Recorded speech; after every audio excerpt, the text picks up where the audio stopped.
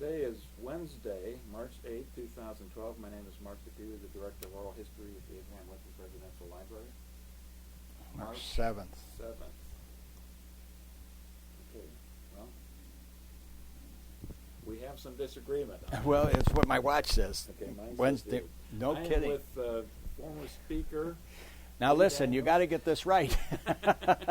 It's Wednesday, March 7th Okay, there it is. It's Wednesday, March 7th. at 2:06 in the afternoon. We are in Elmhurst, Illinois, and I'm pretty sure this is our 5th session, Mr. Speaker. Joyous moments, all of them. Yeah, we have a lot to talk about. So far, it's been a fascinating discussion, and the next couple, 3 years that we're going to go through are pretty important years in terms of your leadership in the minority and then moving into the majority and into the speaker position itself. But we're in 1992, where we left off last time, and we were talking about the spring session. And I wanted to start with this one. I suspect you'll remember this. April 13th, the Chicago Loop floods. Yeah.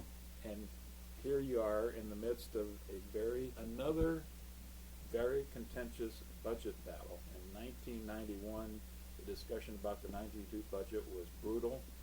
In January of 92, the governor had to come back and look for more cuts, and that was very painful. A couple, 3 months later, you've got some very contentious budget discussions, and suddenly you've got the Chicago Loop floods. I'll turn it over to you. Well, who would have guessed? I mean, who would have even thought that the loop could flood? Because basements of buildings were flooded, and these were the high-rises, and documents were destroyed, and so forth. And interesting enough, the dredging company that took most of the blame for it was an Oak Brook company located at Oak Brook. Chicago Dredging, located in Oak Brook, Illinois, which is, of course, part of DuPage County. Those were times that they obviously sought state help, and Governor Edgar was interested in doing that, but it created some financial problems for us as well. Was that something that finally did come to pass, where the state helped to literally bail out Chicago? I think literally they do. I don't recall the circumstances of the exact program, but it was certainly on our minds in discussion. We talked quite a bit last time about the whole issue of a third airport down at Lake Calumet, maybe at that time. Do you recall the impact that the flood had on that particular discussion? Does that make it more difficult or less likely to occur? I'm not specifically, maybe you can give me some reminders there from your research, but I know Lake Calumet was an issue that was discussed quite frequently. It was an issue that was big to the suburbs because the creation of a third airport would take some of the pressure off of O'Hare Field, and we were interested in doing that, as is moving forward to today. Peatone is an issue that still continues today, but Lake Calumet was an issue that was pushed heavily by people for the creation of a third airport.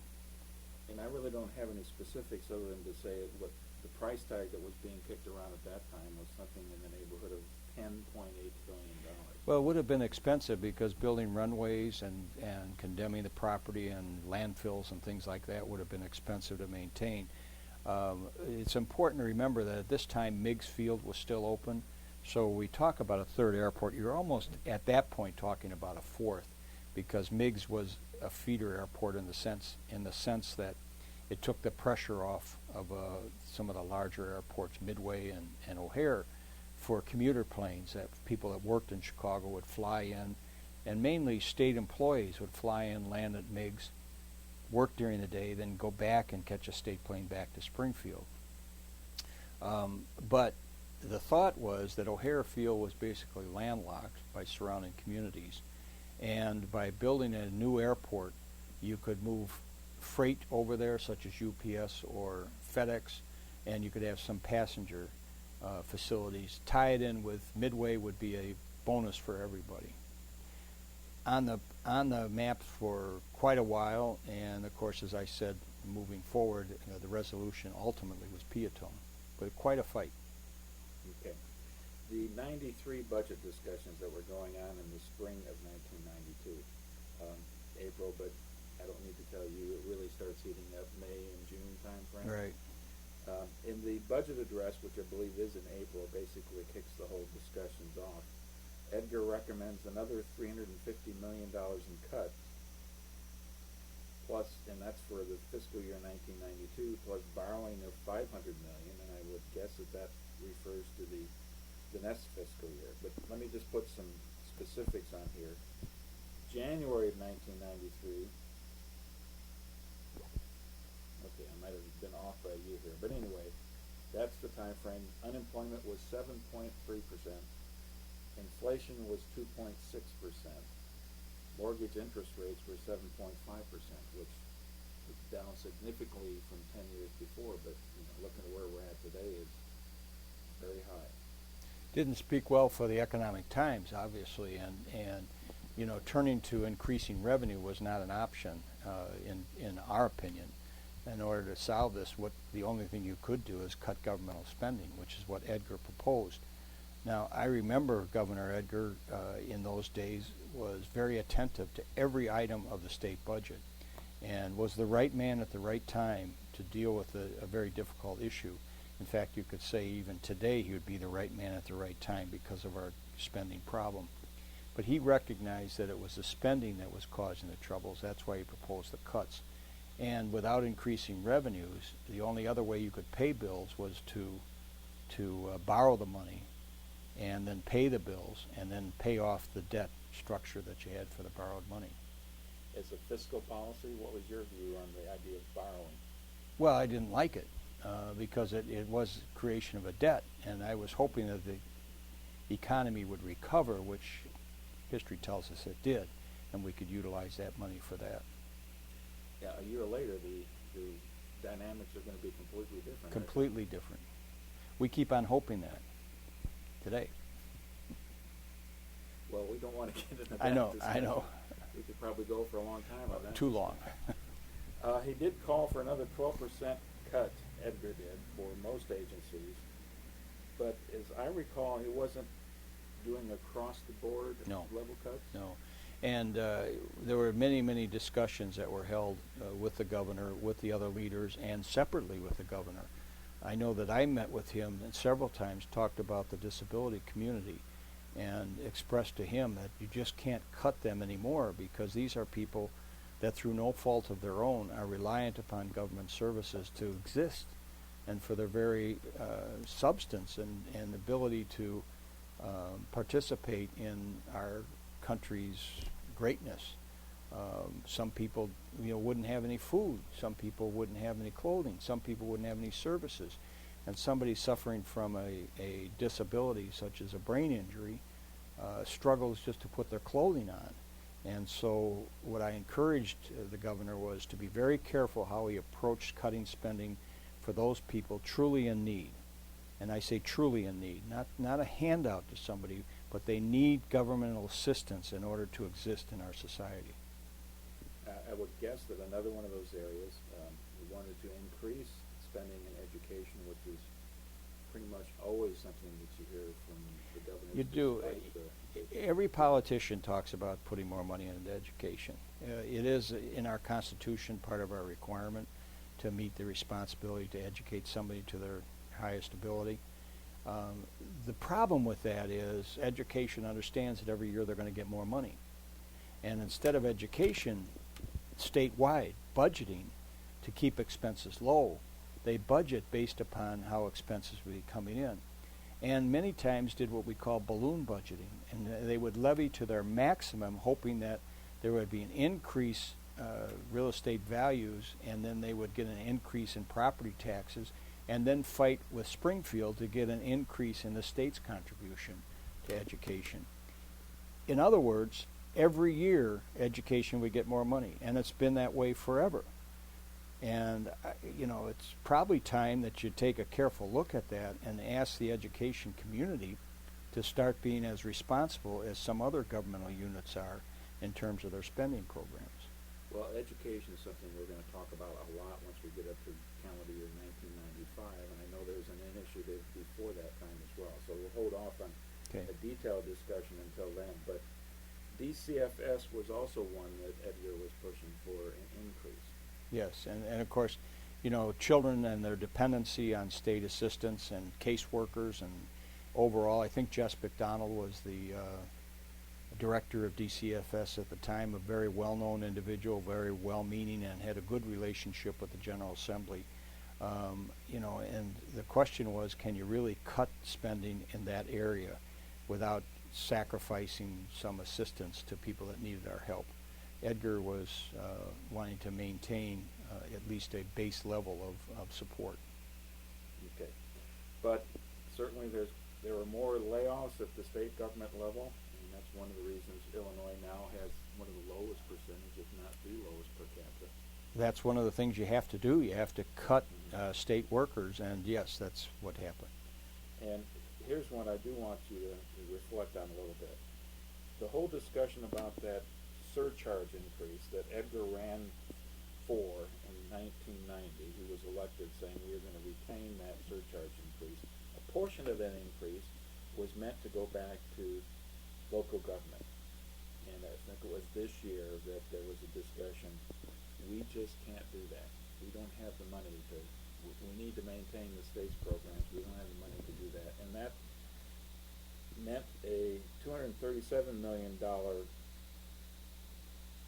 payout to the local governments that if the state retained that, and something like $22.5 million for DuPage County or the Collier counties area. Mm-hmm. Well, this is a discussion that in tough times always has to take place, and in terms of what the government sends back to state governments, to local governments, based upon a distributive share. And as you know, even in today's environment, that's being discussed in terms of cutting back, and it was discussed at that time. Okay. Brings a lot of heat, by the way. Well, yeah, that's why I wanted to ask your opinion. I think this is your quote. The governor is of the opinion that we do not have the $237 million to distribute to the municipalities, and that we need that for the state to conduct our necessary services. Even though we are engaged in cost cutting and the reduction of employees and other measures to save money, he still needs those additional dollars. I will support the intention of the governor to balance the budget. Isn't that move doing it to the backs of the local? I'm sorry. That was the end of the quote right there. Well, I mean, did I support Governor Edgar and his initiatives? The answer is yes. I believe that he was in the right direction, but I could tell you every leader, every legislator had a tremendous amount of pressure from home. Every municipality, every unit of government that benefited in the distributive formula was talking to us and fighting losing that distributive formula. The fact of the matter is you have to cut back on some of it, maybe not all of it. Were you worried about your own political future? You know, I had the benefit of having an extremely good relationship in my district. You always have to balance your individual judgment with what the district itself believes in, but I had the good fortune of having an electorate that I was able to communicate with and make sure they understood where I was going and why I was going, doing some things. So it wasn't a concern for my individual election and my individual relationship within districts, but it was a concern for how my members would view that. And remember, as the Republican leader of the House, I represent not just my own district, but every other district in the state of Illinois. And also, my primary responsibility is not only to set the Republican agenda, but also to maintain a position that allows my members to be reelected to their office as well. So where gun control might be an issue that's popular in Chicago, gun control is very negative in Southern Illinois.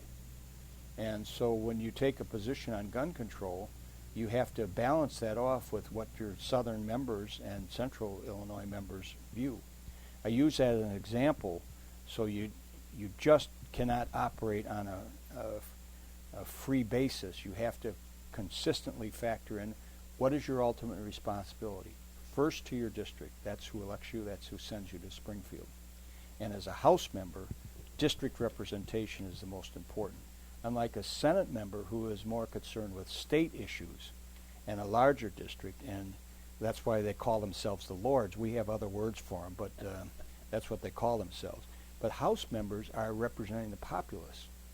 And our second obligation on my part was to my members, and then individually to their districts. Okay, you've got a Republican governor who's Right. recommending this. Right. He's got the support of the minority leader in the House, but how do the rank and file members, Republican, Democrat, line up on this issue? Well, they wouldn't. Most of my members would have trouble with it. Did most of them end up voicing strongly opposed to it? In our caucuses, it'd be pretty hot caucus discussions about issues in the budget, and this would be one that would cause them some concern. About the Democrats? Well, not as heavily would be my opinion, but they're going to posture themselves in a way that would be laying out groundwork that's not necessarily the same as Edgar's, I would think. I would think, though, that the representatives from Chicago, certainly, and Rockford, and the Quad Cities, and East St. Louis would have a stake in this as well. Well, they would have a stake in it, and they would, again, on a political basis, they would, as a knee-jerk reaction, be against the position that the governor is taking for a populist position. Okay.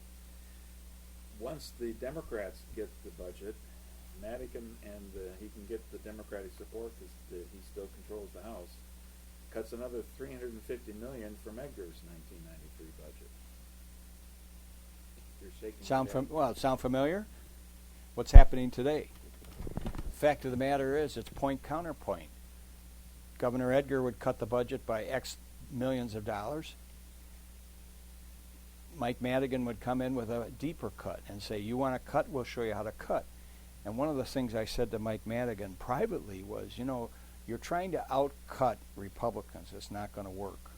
They'll continue to cut and continue to reduce the size of government, where your members are going to go crazy. Because as Mike Madigan knows, and this is a sweeping generalization, Republicans go to Springfield to talk about good government and to talk about maintaining a conservative government and keeping our cost of government down.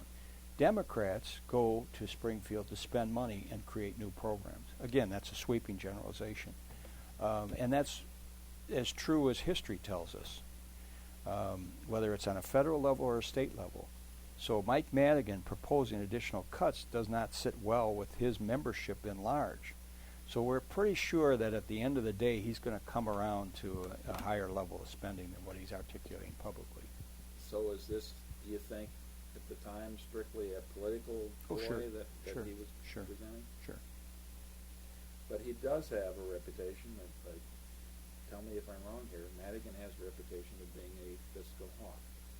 Well, he is knowledgeable about the budget. There's no question about that. He spends time on it.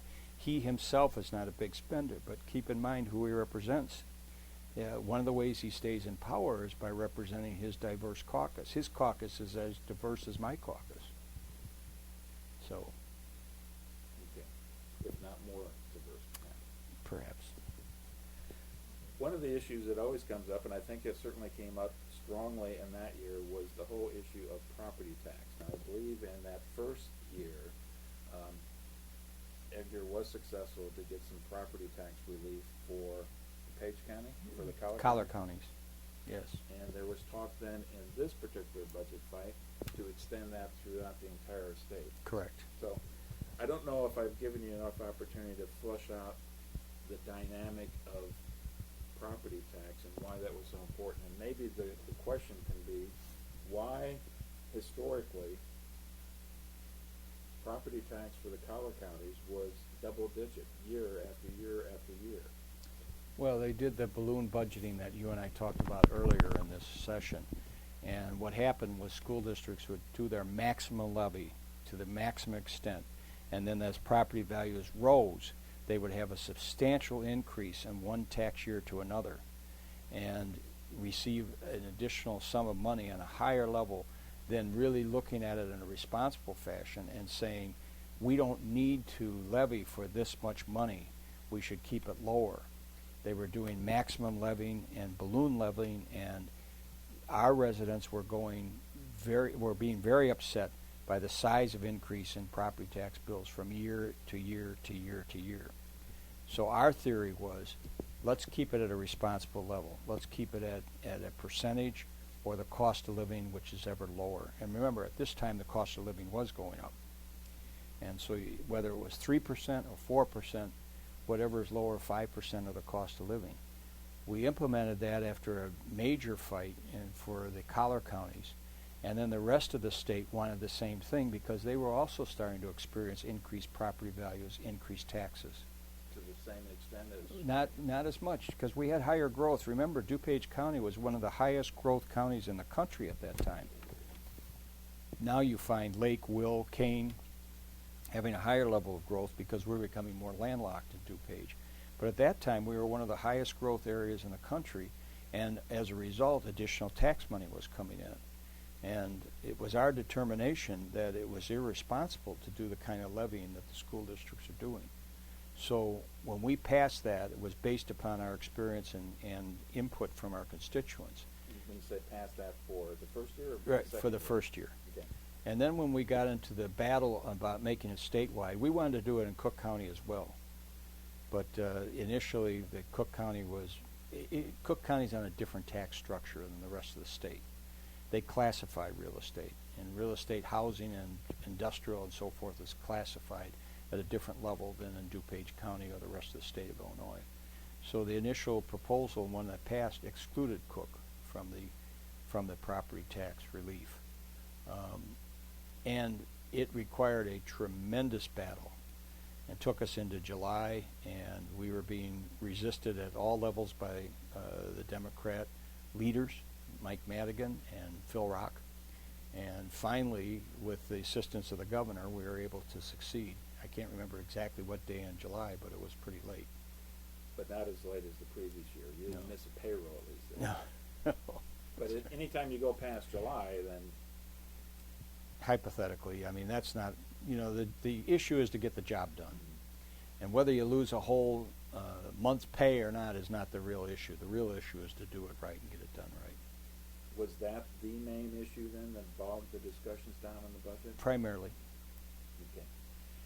This question applies not just to 1992, but to 1991 as well. I think especially those 2 years when budgets were being cut.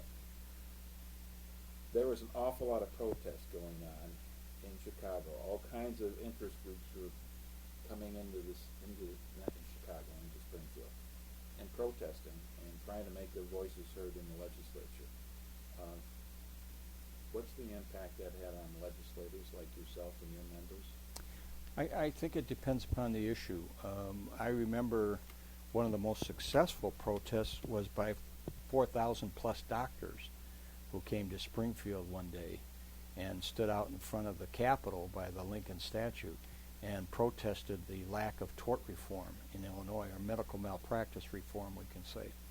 And that was a pretty effective time because knowing that they were professionals and doctors standing out there on the lawn and then going to individual legislators' offices, it was a pretty effective protest.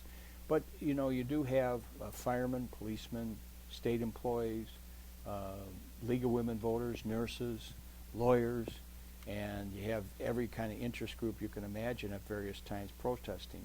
You become aware of their issues and you treat them respectfully, but in the end of the day, the protest itself does not have that much impact on it. They do bring issues, and I'm not suggesting that they don't do that, because they do highlight the issue they're concerned about, and that can be very effective. Was there any resentment sometimes that this is eating up valuable time? No. I mean, it was democracy in action. I mean, it's great. I mean, people have asked me about it. I said, go to Springfield. You make your voices heard. Sometimes was it counterproductive? I think you could say, depending upon the mood of the crowd, I mean, if it turned ugly, it would be counterproductive. But for the most part, in all my years there, that was pretty rare.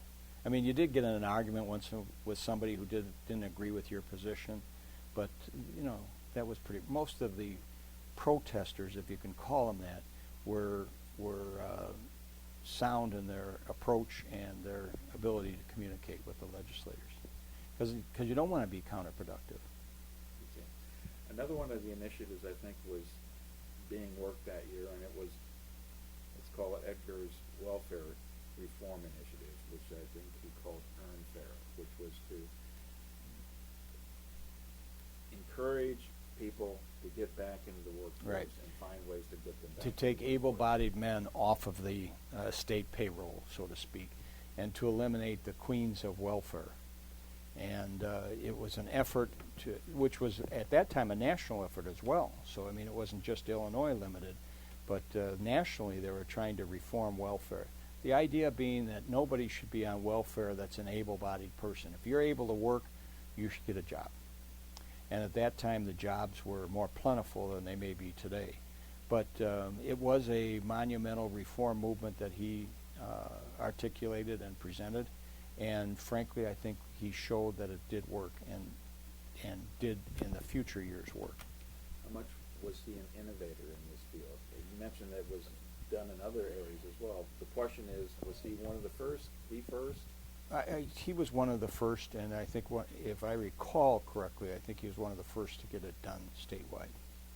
Yeah, Wisconsin was always the model that was presented as the way we should do things. But was this not even before Wisconsin made this reform? I'm not sure about that. I don't remember, but I know that he was one of the first implementers of this kind of reform, which was good. Okay.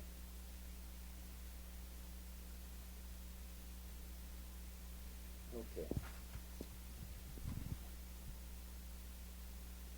One of the things that was done, you mentioned budget cuts, but there was at least one tax increase, and Governor Edgar found this one hard to do with, but he felt like he had to do it, and that was to increase the bed tax in hospitals and nursing homes. Yes.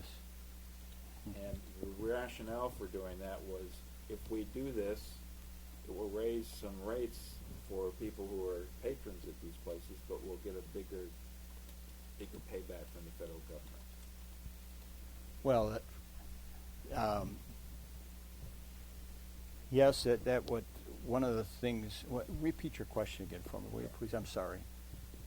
One of the things that the governor felt he had to do was to find some more revenue, and one way to do that was to increase the bed tax for Right, hospitals and nursing homes, and ultimately that was done, and it did bring in some additional revenue, but it wasn't without some strenuous opposition at the time, nursing home opposition and the like. But again, it's all in the Edgar philosophy on the management of government. You have to find some additional funds to support necessary programs in government, to support people that need your help. And it was not a time that you wanted a general revenue increase, but it was a time that you had to examine every aspect of funding. And increasing bed tax was one of the ways of getting more assistance, because the federal government would match that. Okay.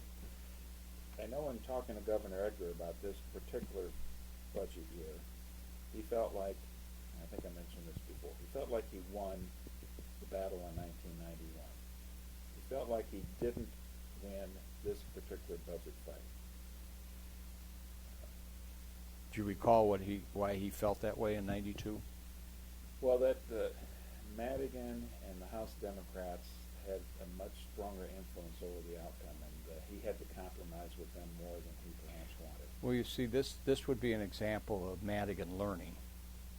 Madigan rarely makes the same mistake twice. And if you accept the premise that Edgar won 91, but if you accept his words, Edgar's word, that he didn't win in 92, it's because Madigan strategized how to make sure that 91 didn't happen to him, Madigan, in 92. And that's one of the, what we would call the geniusness of Mike Madigan, to be fair about it.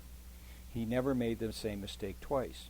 And he would spend all kinds of time figuring out how to manage the opposition, as you might call it, and making sure that they're in the forefront. They were at the time, of course, in the majority, so they did have that ability to sustain that fight. I would not necessarily have characterized Jim Edgar as losing that battle, because you can't get anything done without the governor. So ultimately, he has to sign off on it. But to say that Madigan had more input in '92 than he did in '91 would be accurate. Okay.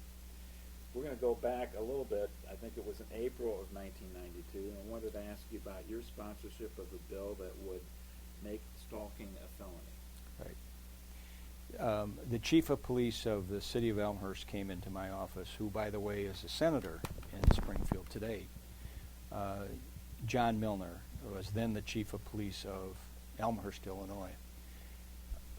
A young lady had broken off her relationship with her then boyfriend and started dating another young man. And her ex-boyfriend started to stalk her and calling on the phone and making all kinds of suggestive remarks about getting back together again, and making remarks that nobody will ever have her if he can't have her. And it was reported to the police, but there's very little they could do about it because they didn't have any evidence of that. Well, a mere few blocks from this office and from the Elmhurst police station, the ex-boyfriend met his former girlfriend and her new boyfriend in the driveway of her parents' home, and shot and killed them, and then ended up taking his own life afterwards. It was a classic example of stalking, but very little proof available. And by the way, what could you do if you did have that? Because were they threats, intimidation, and what kind of law would apply to it? You mean before that time it wasn't really a crime. I mean, you could make it a crime if you could prove that somebody threatened battery, but to say, you should come back to me, you should be my girlfriend again, you shouldn't be breaking up with me. If I can't have you, no one else will have you. How do you interpret those things, and what law do you fall under? Very, very difficult to prosecute, and no real law was classifying it. Chief Milner suggested that we needed to address that issue and really needed to talk about a stalking law or anti-stalking. What happens if somebody puts something in writing, is making phone calls, is threatening that person, is following the person, and really making life miserable, and talking about getting back together again, or a classic example of what we'd call stalking. I filed a bill in Springfield, and it became one of the first bills in the country moving forward to pass and be signed into law. And it's one that I was very proud of because, as we now know, there are several instances of that, which at least gives some remedy. Does it solve all the problems? No. You still cannot walk up to somebody and say, you're threatening this person, you either stop it or we're going to throw you in jail. You still have to have proof, but we afforded an opportunity, if the proof is there, that would make it a felony and to provide some protection to young people that were suffering from it. Were you one of the first? Do you recall if you... We were one of the first states, and John Cullerton, today the Senate President, was the sponsor in the Senate.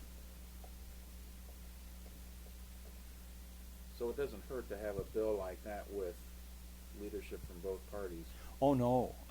And, of course, at the time, remember, we were in the minority, so you wanted to have some majority participation.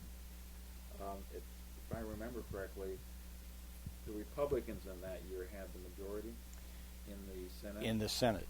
But not the House. But not the House. Okay. I don't know if you recall this next bill, but the Homestead Exemption Bill passes in August 9th of that year.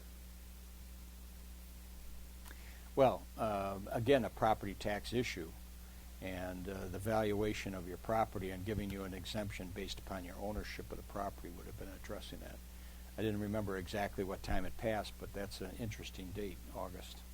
Yeah, after the rest of the heavy work is done by that time. I think we're pretty tired. Well, that gets us into September, and from what I can tell, it's September of 1992.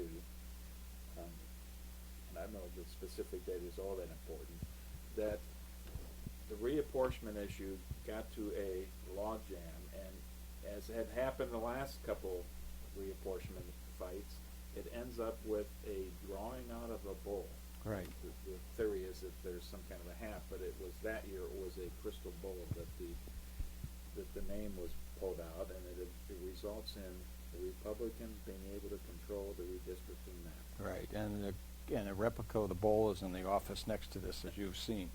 And George Ryan pulled a name out, and I believe that the individual that he pulled out was Al Jordan, who was then chairman of the Republican Party. So where the commission was made up with equal membership of House and Senate, the Republican member created a majority for Republicans. But the issue was not as clear as that could be because we had a Democrat Attorney General, Roland Burris, and although at that time we had a Republican Senate, we had a Democrat House, and we had a Republican governor. So as you know, in order for a bill to become law, it requires passage of both houses of the legislature and signature by the governor. And what happened in that year was with the drawing of the tie-breaking member, we then controlled the redistricting process for the first time in years. And by the way, haven't controlled it since, jumping forward. It is an unfortunate way of dealing with flipping of a coin or drawing from a hat or drawing, in this case, from a bowl, that you determine how you make up the new legislative districts in Illinois. It's not a pure way. It is an extremely political way.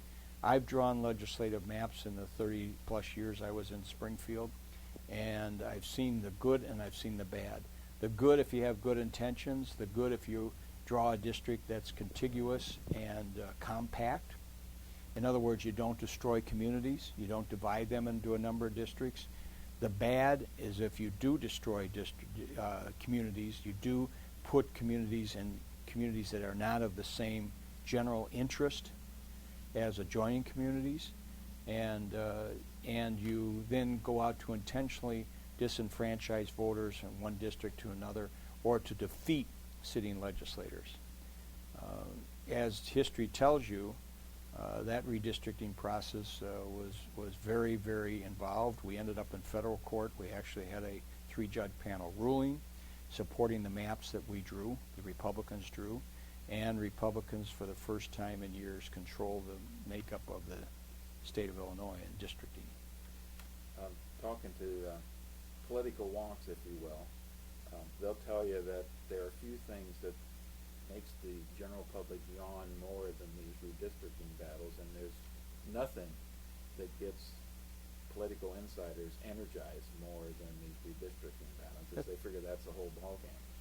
That's a fair comment. I mean, it is extremely sophisticated, difficult, and in some cases scientific approach to setting out legislative boundaries. Remember, in Illinois you have 118 House districts, so you're dividing the state into 118 different districts. Now, do you take a district like portion of DuPage County and run it into Cook County and Chicago? If you do, there's a good chance that'll be a Democrat district. Or do you keep a district strictly within DuPage County, which in that case probably will be a Republican district? Or do you take a spoke out of DuPage, strong base, and run a little bit of a spoke into Cook, take a little bit of Democrat district, and still maintain a Republican district, or the vice versa? These are all ways that you can do it. Is it a yawn? You bet it is. And is it difficult? Is it involved and sometimes boring? Yes. But it's the height of political operations within the country. An example, if I can talk about where we are today, can I do that? Absolutely. Well, Nancy Pelosi wants to be the next Speaker of the House. Here we are in the year 2012. So in the redistricting of 2011, the Democrats are redistricted the congressional districts with an effort to try to beat 5 of the incumbent Republican congressmen in Illinois. Nancy Pelosi has publicly said if they can win 5 seats in Illinois from Republicans, that she believes she can be reelected Speaker of the House. So Illinois has become a battleground for the 2012 elections of Congress in the hopes that the Democrats, on their view, will pick up 5 seats. They redistricted Illinois in such a way that it gives them an opportunity. Example, we sit today in Elmhurst, Illinois. This was a district represented by the famous Henry Hyde and recently Peter Roskam, the 4th most powerful person in Washington. Our new congressman will be Mike Quigley, who lives over by the Lakeshore in Chicago. And they've run a runner out from Chicago, the Lakeshore, right along the lake, through Wrigley Field, through O'Hare Field, into Elmhurst, taking a piece of Elmhurst, running it through a portion of Oak Brook and a portion of Hinsdale, grabbing Judy Biggert's house, and then running it back to Chicago, to the lakeshore, or a big L.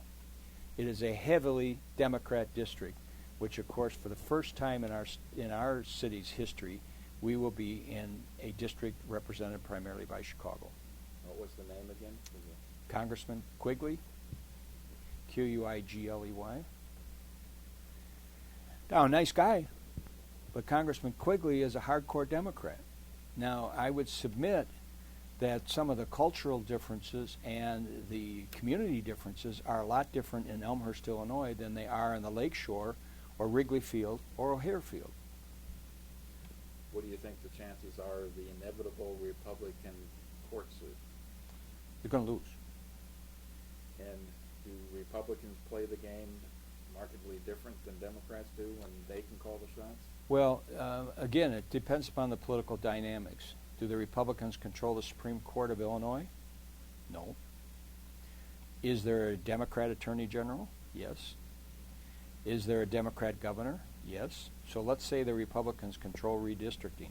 They still have to get through the Attorney General and the Supreme Court of Illinois and ultimately a three-judge federal panel. So the answer is, in the current makeup today, even if Republicans drew the new districts, they would have done it differently. At the national level, the 2010 election was a very good year for Republicans. Yeah. Not just that they regained control of the U.S. Congress, but at least the U.S. House, but that they also gained a lot of governorships across the country. Yes. And that was one of the explanations why that was very important for the Republicans, that a lot of those governors could have a much bigger role in playing with the redistricting in their states. Yes, that would be true. And the makeup of the General Assemblies in the various states. But as I said, it's interesting to note how Illinois plays into the national scene on the Democrats' efforts in the year 2012 to re-elect Nancy Pelosi as Speaker of the House. So if they don't win 5 seats in Illinois, it sets back some of their strategies. And the game is played the same when it's applied not to U.S. congressional districts, but to state legislative districts? It's pretty much the same. On the congressional districts, you really go into into federal court right off the bat. But in the state House and Senate, you start with the Attorney General of Illinois, who has to review it, determine which side he or she wants to be on, and then what position does the governor take, and then the Illinois Supreme Court. The Illinois Supreme Court today has a majority of Democrats on it. So they would have an advantage with House and Senate districts locally within Illinois to sustain their position. So even if Republicans controlled the map and the drawing of the map, they would have to be careful to make sure it passed mustard within Illinois. If you're talking about state legislative districts and senatorial districts, is this an issue that can even be taken up to the U.S. Supreme Court? Is it strictly a state Well, no, it issue? can be. No, it can be if it violates the federal Constitution. If it's strictly an Illinois issue, that would be one thing. But if it violates the federal Constitution, it can be taken to the U.S. Supreme Court. Generally, the state legislative districts do not get up to the Supreme Court of the United States, but congressional districts can. Okay. Well, let's get down to the specifics. Boy, does it get boring? It's never boring to me. I'm fascinated by the discussion. But 1992, what was your role in helping to redraw that map? Because you had as big a stake as anybody. Oh, well, I can tell you that there was a meeting, and we, of course, were very excited about the fact that for the first time in years we were controlling the redistricting process. I was in a meeting with Phil Rock, Mike Madigan, Pate Phillip, Lee Daniels, and then Attorney General Roland Burris. Where Roland Burris said to Pate Phillip, the president of the Illinois Senate, and I was the Republican leader, minority leader of the House, said to Pate Phillip, while I was there, if you will agree to a Republican district for the Senate and a Democrat House district drawing, we can solve this. So all Pate had to do is say, let's do it. To his credit, he said, no, I won't agree with that. We believe that the true representation of Illinois would make up a Republican House and a Republican Senate. And I'm not going to turn my back on Lee Daniels or the Republicans in the House, to his credit. Who actually is drawing the maps then? Well, it would be our staffs. Since we control the map drawing at that point, it would be the Senate and House Republican staffs. And it was very much involved with the Senate Republicans, and we were working with them. Who on your staff would take over? Mike Tristano. Okay, and that was your chief of staff at the time? Yeah. Are there sophisticated computer models that are used for this stuff? Heavens. Exactly how does this work out? Well, as sophisticated as you could get at the time. They're more sophisticated today because it's 20 years later. But as sophisticated at the time you could get, we had the best computers that money could buy or that science had made, and to identify the makeup of a particular district, households and the like.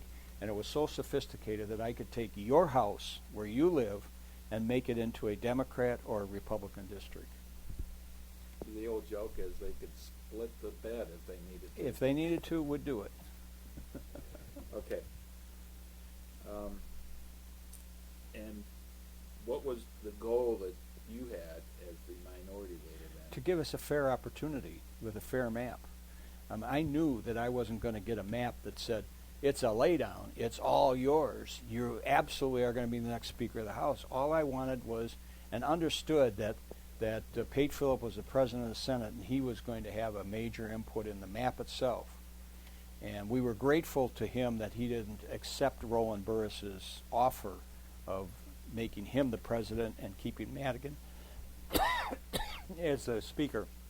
We were grateful for that. Excuse me. All I wanted was a fair opportunity to have a opportunity to win the majority, knowing that whatever map I was going to end up with was going to be competitive, was not going to be automatic. Okay. Back in 1990, I believe, you had a serious challenge for your minority leadership, and you can correct me if I'm wrong here, but the big issue was you weren't successful in getting new Republicans elected. Well, that's what Tom McCracken said, but it turned out not to be a big opposition. He had only a handful of votes for him in the election for the Republican leader, and I had a substantial number of votes. So where he made a lot of noise, the end of the day, he wasn't very effective in the opposition. Okay. But did you understand if you're going to be judged as a successful minority leader, that's what you have to be able to do? Well, I think you have to be able to elect people to office, and we were operating under some very difficult maps, very difficult economy, very difficult times, and I maintained that I had one of the top political strategists in the United States of America as my opposition. My opposition was Mike Madigan. And remember this, and a general sweeping generalization again. In the start of an election, in the general election, Mike Madigan starts with 36 members. I start with 0. And that's the city of Chicago. So the score, before you even start counting how many seats I have, is 36-0. I have to make that all up in central and downstate Illinois, collar counties. That's where my membership comes from, because we don't have any members from Chicago. Actually, we have a half a member of Chicago, half district in Chicago and half in suburban Cook. But when you start with that against you, and you start with somebody as skilled as Mike Madigan, and he is, it's a very difficult row to hoe. Now, Phil Rock, who I have the highest regard for, was not the same political strategist as Mike Madigan. And as I'd say to Pate Phillip, I wish I had your opposition. And by the way, you only have to run 3 to 5 races a year, where I have to run 20 to 30 races every single year. And by the way, we raise approximately the same amount of money. I always raise more money, but I have more districts I have to cover. So where sometimes the criticism is legitimate, sometimes it's not. And there's no question about the fact that I had my successes and I had my failures over my career, and I'm willing to accept that. All I can tell you is that we never stopped trying, and we were always in the fight. Whether I won or whether I lost, I was fighting the good fight and fighting at the time. That's what my members understood when one of my members unfortunately decided to make a big heyday and try to upset my apple cart. And by the way, this is the same guy that ended up suing his father, who was his law partner in the future years. So it tells you a little bit there. So couldn't Okay. resist that. September '92 is the date, somewhere in there, the date that the Republican's name is drawn on the Right. vote. So does that mean that the maps for the fall '92 elections are still the old maps? No. Well, I mean, I'm the sorry. The new redistricting doesn't occur until '94 then? The new redistricting, no. The new redistricting would have started in the election '92. That's when Pate Phillip became president of the Senate. Okay, so You're actually your election of November '92 was the first election under the new map. okay. Pate Phillip became president of the Senate. I picked up some seats, but not enough. And it wasn't until the elections in '94 that I picked up 13 seats and won the speakership. Well, now I'm kicking myself because I don't have the specific number of Republicans versus Democrats for after the '92 election. I apologize for that. That's all right, but we were, I think, I don't recall, but somewhere around 7. That you picked up 7? Well, in the '94 election, I picked up 13. Okay. And we're jumping the gun a little bit, but after '94, there were 64 Republicans in the Illinois House Right. and 54 Democrats. Right. Okay. Yes. Presidential elections that year, not the best year for Republicans, but the dynamic at the presidential level, you've got 3 serious candidates, because that's the Ross Perot challenge. He got close to 19% of the vote. Bush gets 37.5%, and Clinton gets 43%.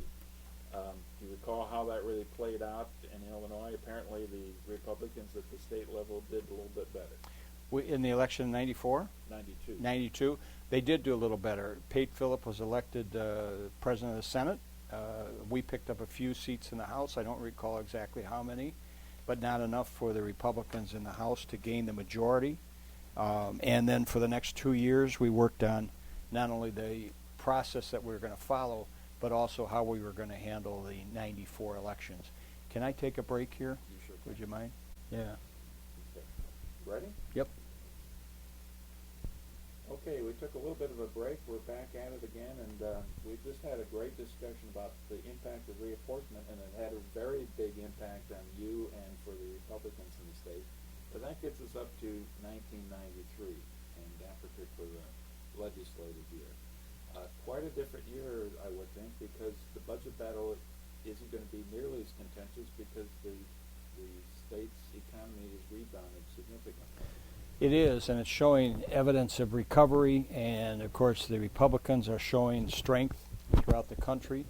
One of the measures that we would utilize is what is the public's, and I'm speaking as a House member now because it's different for a Senate member, but as a House member we would constantly examine the public's attitude towards the Congress in Washington, D.C.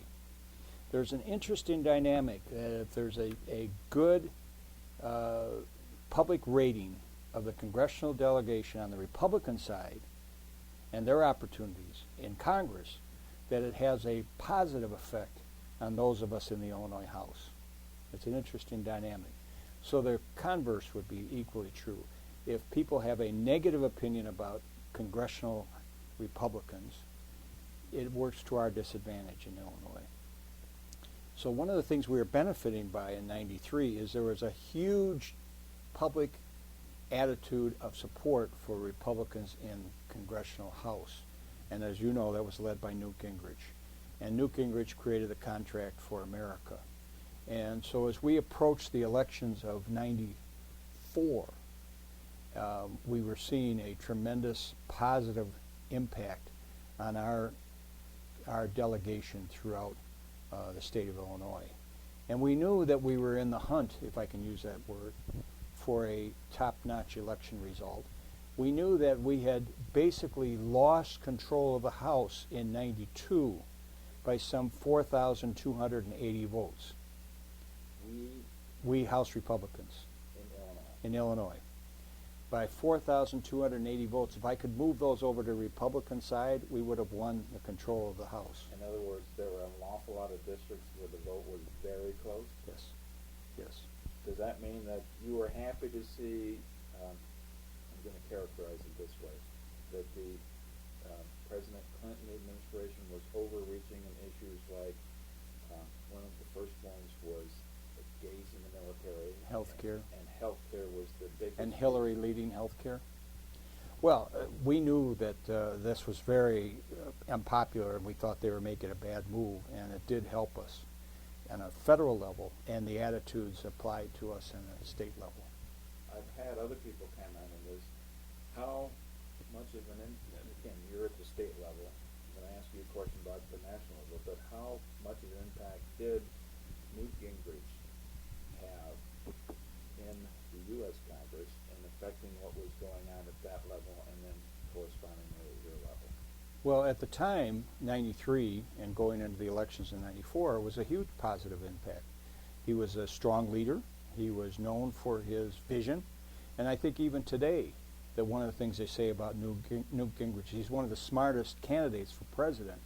The trouble is he says crazy things at times, but and difficult to work with at times, but very, very smart in terms of his vision. He created the Contract for America, which was a famous document, I think, that'll go down in history, that helped the congressional Republicans gain control of Congress for the first time in, 40-some years. That helped us in Illinois because, as I said earlier, the dynamics of public's attitude and the congressional Republicans helped those of us in the state House and the Republicans' House, and it helped us. We created a program called the Contract for Illinois. But was that something that the public knew a lot about?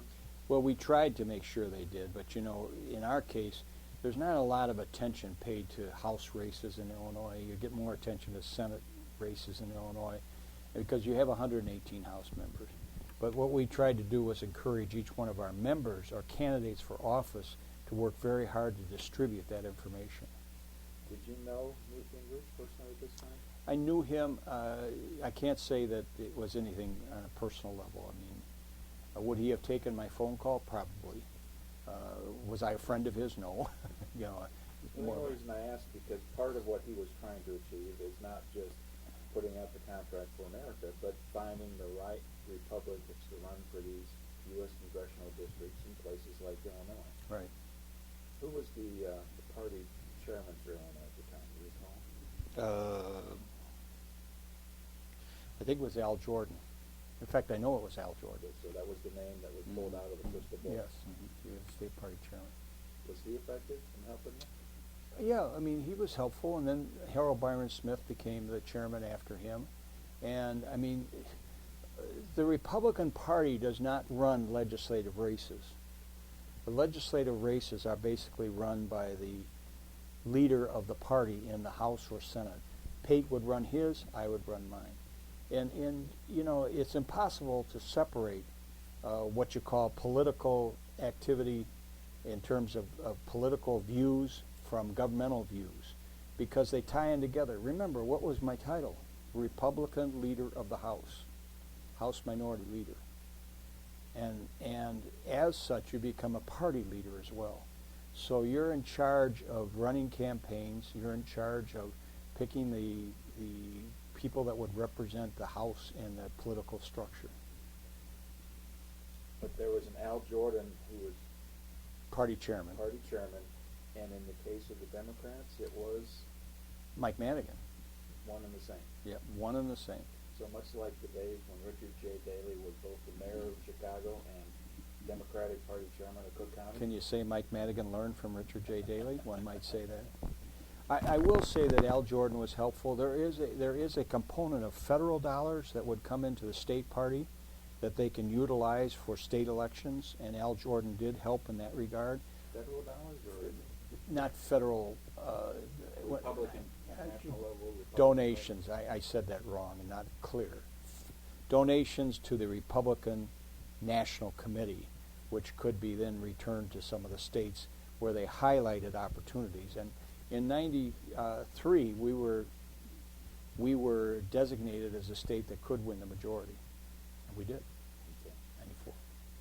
Getting back to the budget discussions of 1993, so we're talking about fiscal year 1994. I think one of the issues that did come up was a proposal whether or not to raise liquor taxes, sin taxes. And from what I read, you were a proponent of liquor tax increase, but not of tobacco. Well, no, see, on the tobacco part, it becomes a point of no return, because where everybody says stop smoking, the state keeps on taxing it. So the state is basically saying, keep smoking. Even though we say don't smoke, we need your revenue. And I thought at that point we were at a point where we were going to be counterproductive. But the liquor tax had not been increased forever. In fact, I don't remember, 20 years or more. And a great protectorate of that industry was some of our leaders in the General Assembly. July 23rd, property tax cap bill passes the House. Big time, great days, and signed in Lombard, Illinois by Governor Edgar. So it applies for the entire state Yeah. at that point in time. And ongoing discussions about O'Hare Airport, what to do there, and a third Chicago Airport. We've talked about that quite a bit. The big thing for 1993, and you might mention a couple others here, but the flood of 93. By the time you get to July and then August, Another flood? yeah, but this is the flood along the Mississippi River. That's right, and I remember touring that in a helicopter and watching farmhouses floating down the river. And it was a devastating sight. Areas of Illinois didn't have any water, so Anheuser-Busch, to their credit, actually put water in cans and distributed it throughout southern Illinois so people had basic water. And it was a pretty devastating flood. Did that put another strain on the budget? Always does. You know, every time an emergency, a national or state emergency, it puts a strain on the budget. You plan for it a little bit, but you can't plan for it altogether. It's like a tornado hitting an area puts a strain on the budget, because you have to utilize state resources to help people get out of their problems.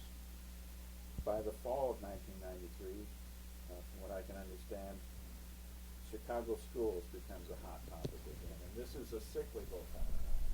But I wonder if you remember anything specific about that particular battle, and it corresponded, I believe, with another contract year for Chicago teachers. Well, it struck us in the fall of '93 that every person that lives in the state of Illinois has a stake in the educational product and successes or failures for every school district within the state of Illinois. The largest school district in Illinois is obviously Chicago, and one of the largest in the country. If Chicago is not doing an appropriate job of educating their young people, it impacts the rest of the state, because these are the future income earners and tax supporters of the state. And the same theories apply to Southern Illinois, Central Illinois, the collar counties, as it does to Chicago. We were recognizing at that time that a substantial number of students in the city of Chicago were not receiving an appropriate education that would match education quality in other parts of the state. And it wasn't all about money.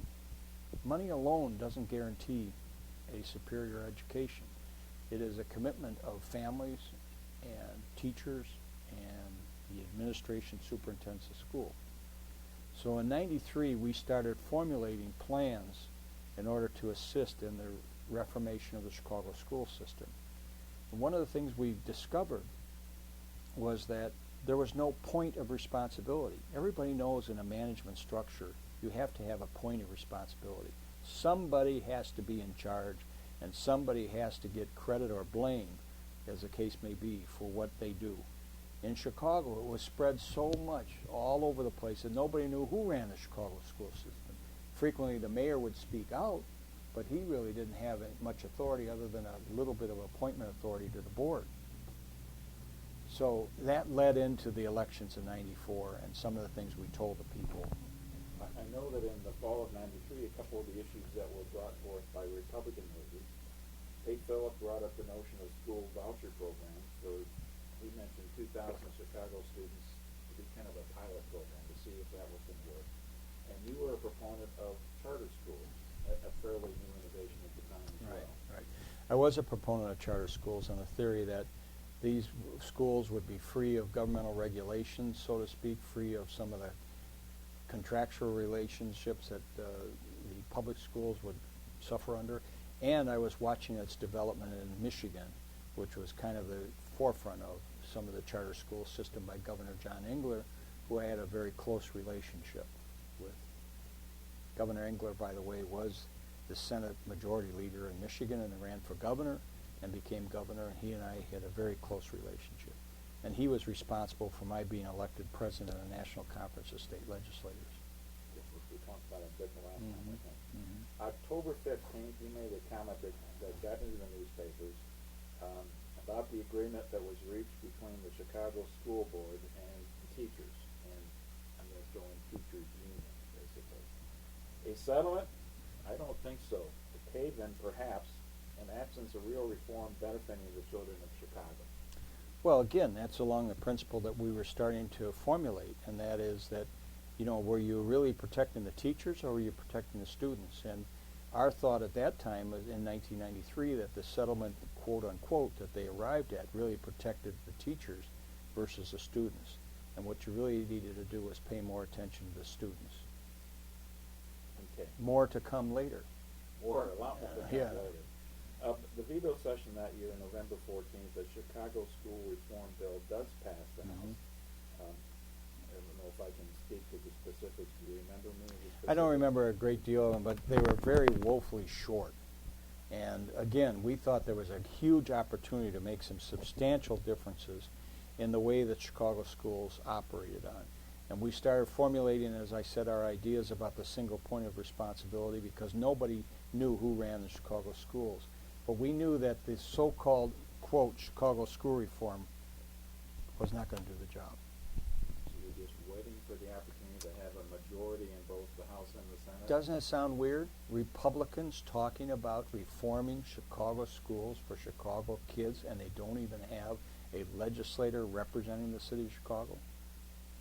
Interesting. Let's get into the 1994 election year, but begin with a little bit more discussion of the spring legislative session. Another fairly easy year because the economy is really rebounding by that time. April 27th, I think, the Argonne and University of Illinois and University of Chicago bill affecting all three of those institutions passes. That ring a bell to you at all in terms of the specifics? Just that Argonne National Laboratories needed some state assistance, and we worked on that program. I don't recall too many of the specifics there, but okay. Anything specific about discussions on the 1995 fiscal year budget? well, yeah, we were experiencing a return of some economic benefits to a growth in our economy within the state and country. When we entered 94 calendar year, we found ourselves with a state debt of unpaid bills, of Medicaid bills. We found ourselves with a structure that was hopefully one that we could change, and we knew that you don't raise taxes in a recovery period, but you be very careful on your spending patterns and pay off old bills. In the 94 calendar year, 95 calendar year, we actually were able to pay off our unpaid bills in full within that legislative session of January 95 to June of 95, in full, and to balance our budget. And one of the things that I should highlight is we have traditionally, over the years, always balanced our budget.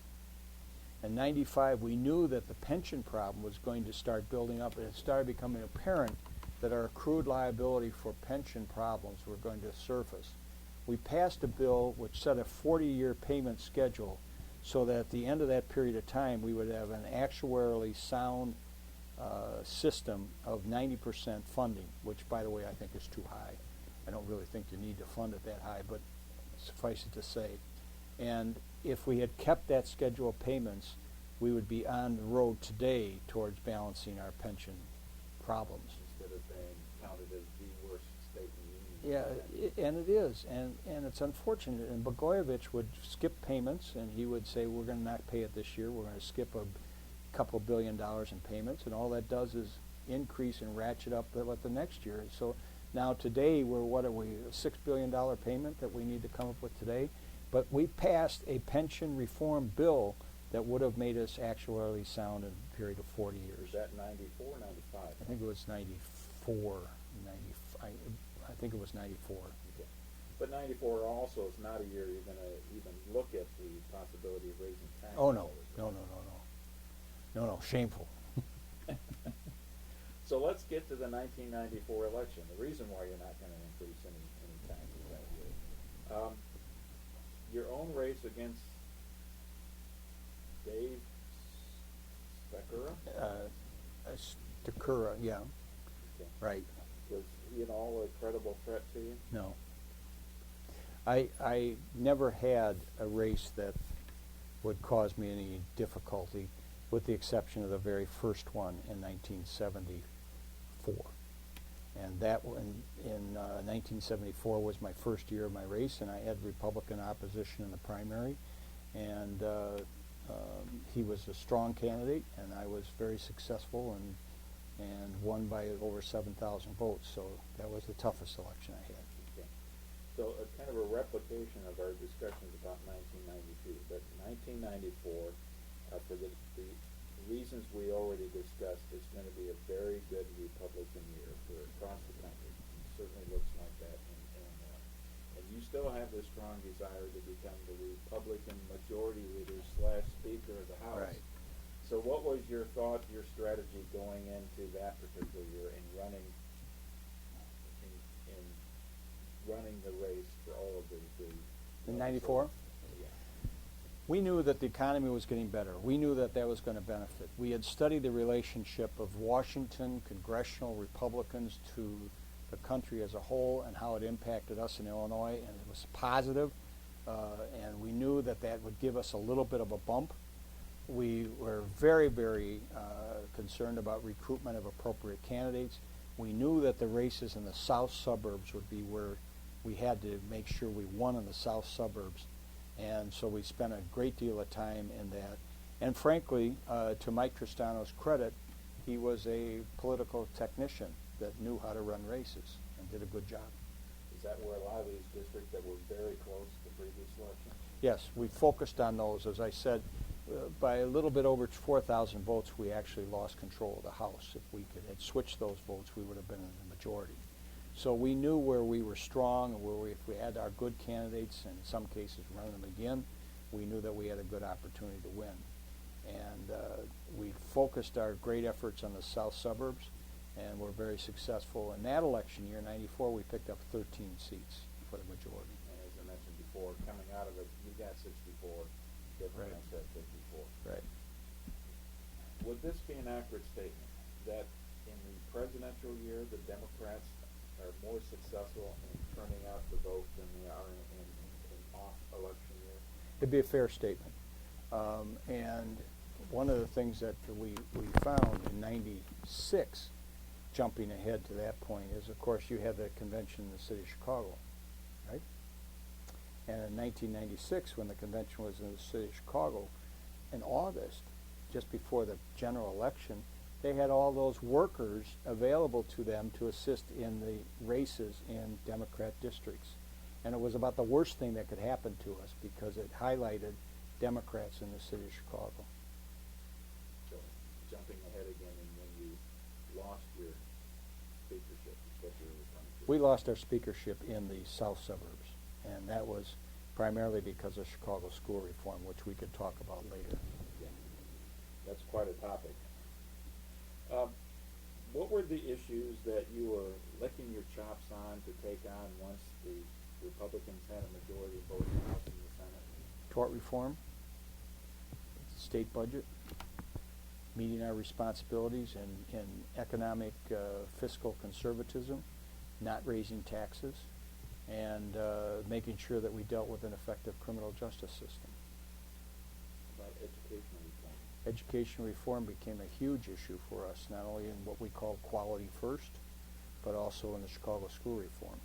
But that wasn't necessarily the things that you were most We didn't campaign on Chicago school reform, obviously, but it became an issue of concern to us. Okay, so the contract for Illinois included all the things you just talked about. Yes. Okay. It would be good if we can get a copy of that sometime. I had hoped to have it for you. I don't have it, unfortunately. I'm going to read this quote. I think it was coming out of the Tribune. Press Publications. Is that an official, or is that just something I got off the... Press Publications is a local paper. Okay. Good. Daniels has spent countless hours and resources trying to get enough Republicans elected this time around to take over the House leadership. We wish him well in that endeavor. Well, that obviously wasn't the Tribune saying that, huh? Well, no, the Tribune actually endorsed me for re-election as Speaker in 1997. Okay, very good. It would be interesting to see what the Republican-led House can do compared to the gridlock that has been the signature of the Michael Madigan years. Okay. Well, that was a local paper, DuPage County. They were expecting great things to occur, and I don't think I disappointed them. Okay. Wanted to reflect a little bit about the governorship that year. The races between Jim Edgar again and the Democratic candidate, Dawn Clark-Metz, who was the controller for Illinois at the time. And she emerged surprisingly from a pretty crowded field that included Roland Burris, Vic Phelan, Pat Quinn. Quinn probably dropped out pretty early. I think there might even been somebody else in that race. But the surprising victor on the Democratic side was Dawn Clark-Metz, which I suspect Edgar was pleased about because he thought she was pretty vulnerable. Well, vulnerable because she generally stood for increased taxes and increased spending, and he was able to drive that issue home pretty effectively. I have a high regard for Dawn Clark-Metz. I don't agree with her on a lot of political things, but I think she did a pretty good job of representing her constituency.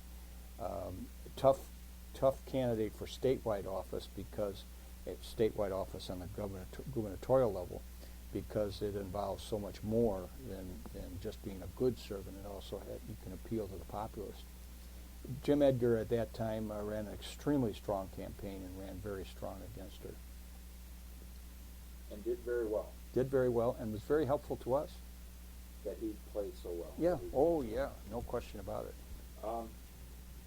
The issue, and you referred to it already, was Metz's proposal to raise the income tax level, and I think it's 60%, that sounds like the right figure. But she would always say, but I'm not just doing that, it's the tax swap, it's property tax relief that we want to pursue. That's what she would say. And of course, Edgar would drive that point home that she wants to increase taxes. Right. Now, this is jumping out of the story a little bit, but Metz would say, but once he got reelected, he proposed the same thing. Some truth to that. The fact of the matter is that the property tax swap that they talked about just doesn't work, because the theory is that you're going to equalize all student payments throughout the state of Illinois for education. So every student in the state of Illinois is going to get the same amount of dollars for their quality education. That sounds good until a district decides that it wants to do better than that, until a district decides that it wants to increase its spending beyond the state level. Once you do that and put it to referendum and that area increases its tax burden on itself, you've then created a disproportionate share of funds for education. So it's automatically built in a failure to the system, because you're not then going to come back and say, oh, since Bloomington, Illinois increased its taxes for its school system, now we've got to increase it in Springfield, and the only way we can do that is more state funds, so you're going to give everyone more state funds. It'll never work. So the swap theory is not a good theory, plus the fact, once you do that, and you swap income taxes for property taxes, your educational structure goes to Springfield. No state is real successful in running its school system from the state capital. and Illinois would be no exception. Just think of it today. We have a Democrat administration, basically, and the state is basically controlled by Democrats. Do we want them to import the Chicago school system to the rest of the state? The obvious answer is no. We like local control of our educational product. That's why the swap won't work. I didn't agree with Edgar when I didn't agree with Dawn Clark-Netsch when she proposed it, and I certainly didn't agree with Governor Edgar when he proposed it. He was not happy about that, but I have a high regard for him anyhow. I want to give you a chance to respond. If you don't want to, that's fine. But a couple of the issues that Governor Edgar thought played very well to his advantage in that particular race was the Baby Richard case. That was the first one. Any comments on the Baby Richard case? It did benefit him. There's no question about that. And he handled it very well. The Republican House really didn't have a voice in that discussion. No. And the next one, he ends up, some would say he had a heart attack. He would quickly correct that. He says he had a heart condition that he had to go in and get bypassed. He had a heart event. He had a heart event, yes. Scary. I mean, Senator Phillip, President Phillip, and I visited him in the hospital, at the Good Sam Hospital in Downers Grove. And we were very concerned for him. And he was a very popular governor. I had a high regard for him, as did Senator Phillip. And we were very, very concerned. Nobody wants to see somebody working so hard that they cause a problem with their physical condition. And it was obvious that this contributed, the stress and the workload contributed to his heart condition. But he recovered strong, he would exercise regularly. He had a treadmill in the mansion and went on to, of course, continue to do great things. But it did cause us to be a little bit less argumentative with him. And he got to sign the budget bill for that year while he was in the hospital. Correct. Correct. The famous picture of him waving the budget with his hand outside the window. Did that mean that Madigan was a little bit more amenable that particular time? I think we all were. We all were. You know, you can fight like cats and dogs. And Mike Madigan, in my 32 years in the House, we had some just horrendous fights. And one would think that we hated each other. Fact of the matter is, I never hated him. I respected him. I knew he was doing what he needed to do for his members. And, privately, we had some terrifically productive discussions. Publicly, we fought like cats and dogs at times. Today, we're friends. Now, you might have a comment on this one. Another one of the issues that came up, just kind of a blip on the screen, I think, was some discussion that Lieutenant Governor Bob Custra was not going to run again on the ticket because he was thinking about becoming a radio commentator. Right. I remember that. Bob Custer's wife, Kathy Breiter Custer, worked for me. So I also served with Bob Custer in the House.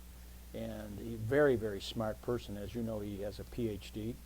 and very educated, very smart. He became a senator then and then ultimately became lieutenant governor. Frankly, I think he was a little bit bored by the position. It's not exactly the power position in Illinois politics. And he wanted to wanted to do something else that he considered more productive. Jumping forward, I might mention that today Bob Custer is the president of Boise State University, which has one of the top football teams in the country. It's done better than Illinois. It has done better than Illinois, that's right. Okay, we have talked about the results of that election quite a bit. Obviously, at the national level, it's a huge year for the Republicans. They gained control of the U.S. House for the first time, something like 40 years, I think. That's correct, yeah. A significant amount of time. And they certainly have control of the U.S. Senate as well. The state level, for the first time in how many years were the Republicans in charge of the House? Well, the last Republican speaker was George Ryan. That was 81. So it would have been 15 years. Okay. And you've already mentioned that the Republicans controlled the Senate as well. So, 1995. Great year. It's, Madigan has had a great run with the exception of 2 wonderful years.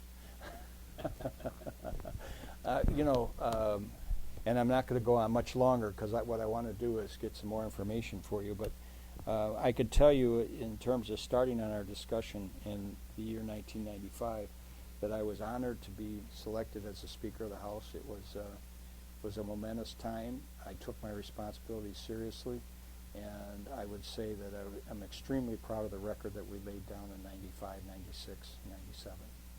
There was an awful lot to discuss when we get into the 1995 year especially, so this is a good place to stop for today. Mm-hmm. Okay, thank you very much. As always, it's been a fascinating discussion. Look forward to the next session. Me too.